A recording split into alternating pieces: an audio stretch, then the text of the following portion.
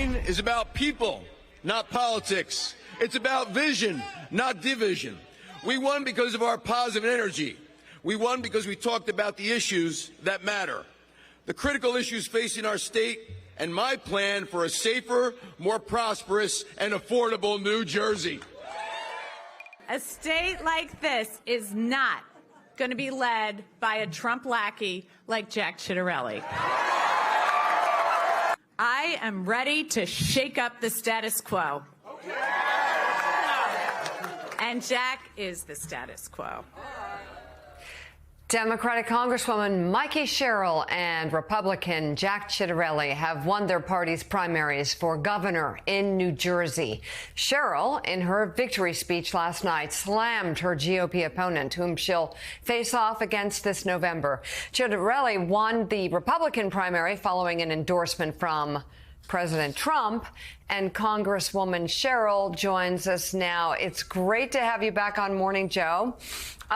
So tell us what your message to the voters would be as to why you should be the governor of New Jersey, and that would make you having arguably the most impressive resume of all time, bar none, given all the different incredible jobs you've already held.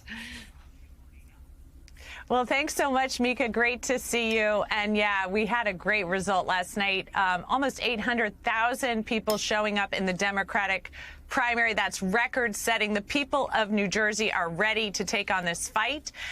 And I think what you saw is that it is an indictment against the failed policies of Donald Trump, the constant attacks on our economy, on prices, on our rights and freedoms. And we know Jack Ciattarelli would be more of the same. I mean, he is basically at every turn worked to show Trump that he would just do whatever Donald Trump wants him to do. And I think what we saw last night was that that is not what the people of New Jersey want to see.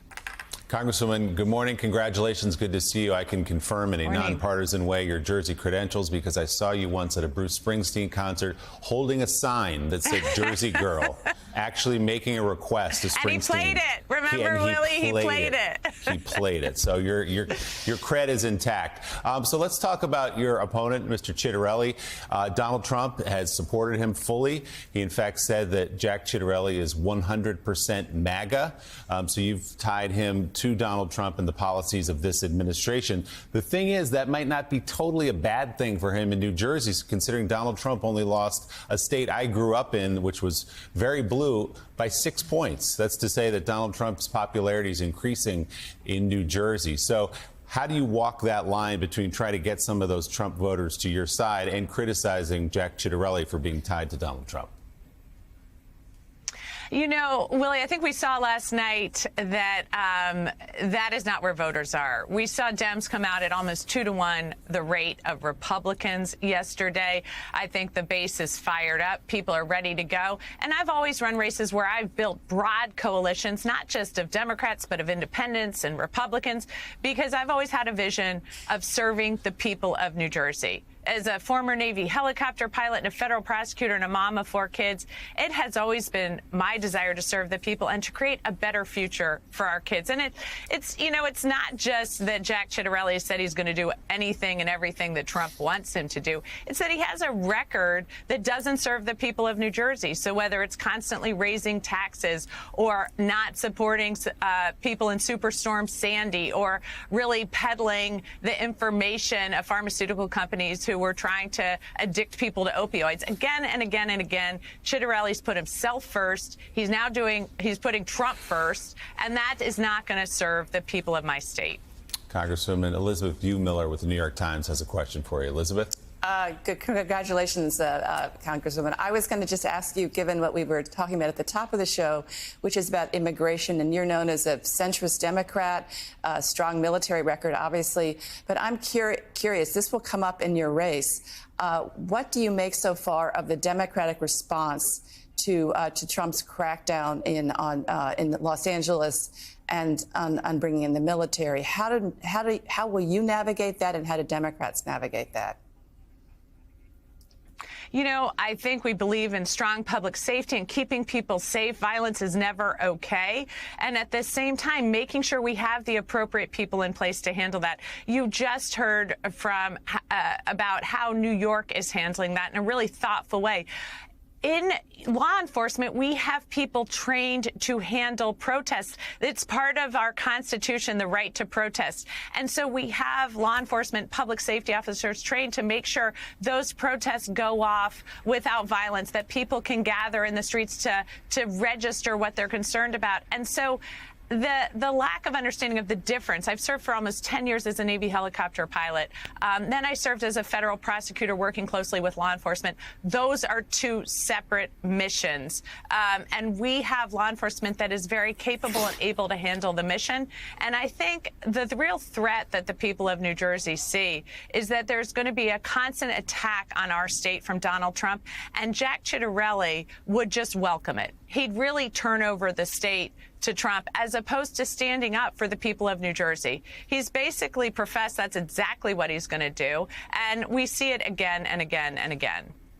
So, Congresswoman, obviously the president's use of the National Guard in Los Angeles has taken the headlines of late, but this was, of course, this all began with over immigration and ICE agent raids there in Southern California. There have been plenty in New Jersey as well, and in fact, one of your colleagues, Congresswoman LaMonica McIver, was just indicted by a federal grand jury yesterday because she is charged with obstructing ICE agents there outside a detention center. So first, can we get your reaction to that news, your colleague being arrested?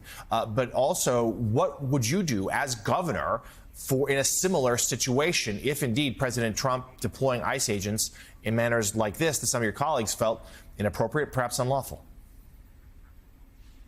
You know, I think what we see with these charges is over a decade of prison time because a member of Congress was exercising her oversight duties. This is, I think the people of New Jersey realize this is ridiculous. This is punitive. This is partisan politics at its worst because it's coming from the U.S. Attorney's Office, my former office, where justice should be blind. But instead, Alina Habba has pledged to make it very partisan. And we're seeing that effect right now. So here in New Jersey, we're fighting for a different kind of future. We're fighting for our Constitution. We're fighting for rights and freedoms. We're also fighting so people can stay here and raise their families here. I like to say this is the Garden State where you plant your family and you grow your future. We're driving down housing costs, utility costs, and then protecting people from all those attacks they see coming from Washington.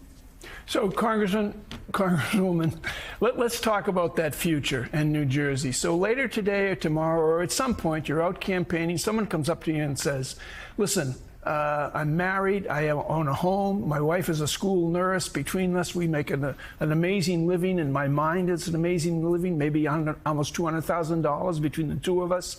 I have two kids, one in elementary school, one a freshman in high school. I'm worried about them and their future, and I'm getting taxed up the wazoo, and we have no money. What's our future look like, and what does the future of my children look like? Well, I know exactly what I'd say because I hear these stories all the time. I've met with thousands of New Jerseyans over this campaign. I've been up and down the state from Cape May to Bergen County and everywhere in between. It's how I built the broad coalition and built that victory last night because I started by listening to people. And you're talking the talk, right? Like, people are very concerned about affordability here. The cost of housing has gone up by 50% over the past 5 years. And I have pledged to be the governor that is going to build houses and drive down those costs so families can afford to stay here. We have high property taxes, which I hear about all the time. So we need to do something differently, make sure we're sharing services so that we can drive down those property taxes, and then really investing in the future for our kids. New Jersey runs some of the best public school systems in the nation. We need to expand that opportunity to every child here in the state. Congresswoman, you came into office with a group of other women who have national security backgrounds in the Democratic field. I realize you're running for governor, and so you're focused on that and nothing beyond that. But the Democratic Party is obviously having a discussion about where the future of the party lies in terms of its leadership. Do you see people like yourself, Abigail Spanberger, Alyssa Slotkin, as the future, the next generation of leaders in the Democratic Party? You know, I think what you saw last night with that huge turnout, like I said, almost 800,000 people. I keep saying that number because it's a mind-boggling number for a Democratic primary in a non-presidential year. It's a record-setting number. We've never had a primary that large in New Jersey.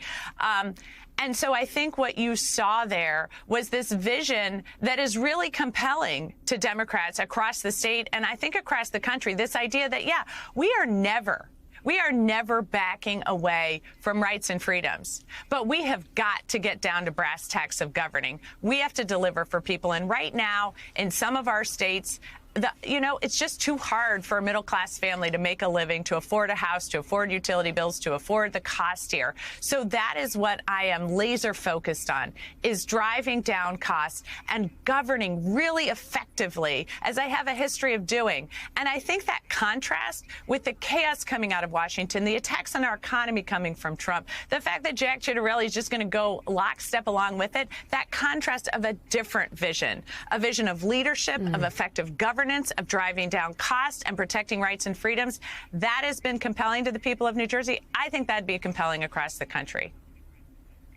Democratic Congresswoman and New Jersey Democratic gubernatorial nominee, Mikey Sherrill. Thank you very much for coming on the show this morning. Thanks so much.